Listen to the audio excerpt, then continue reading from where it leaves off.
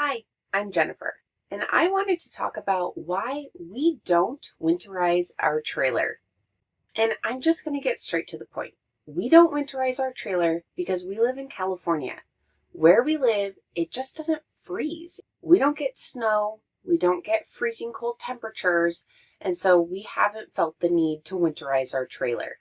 On top of that, because we don't have really crazy winters here, we use our trailer almost year-round. There is normally a chunk of time between 6 to 8 weeks that we don't use the trailer, but that's really more of a result of the craziness of the holidays and just having a busy schedule than it is having weather that we can't go camping in.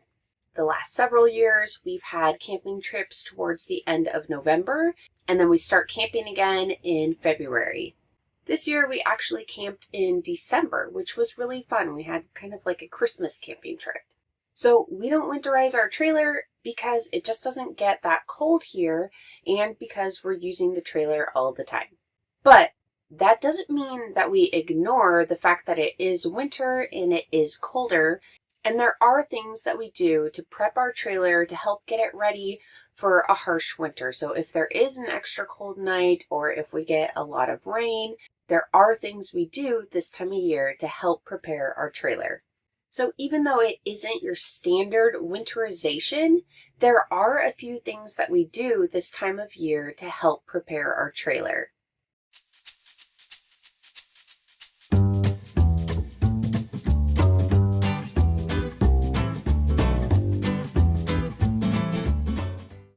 The first thing is to check our seals. So we find that after our last camping trip of the year, normally that's around November, we like to check our seals and make sure there's no cracks or anything that needs to be patched up before we start getting some rain. So that normally involves going on the roof and just inspecting the existing seals and using a little bit of Dicor sealant and just putting it over anywhere that has a crack. The next thing we like to do is check the anode rod in the hot water heater.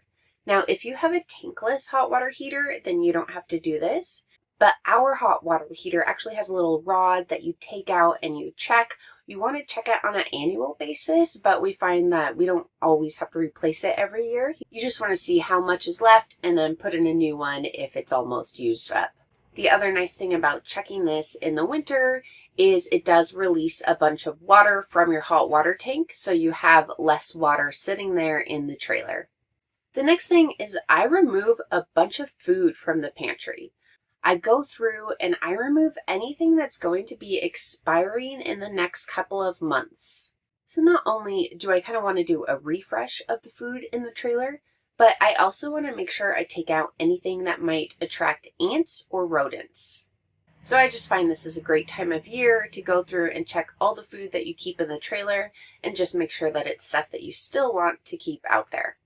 The next thing that we do is empty our freshwater tank.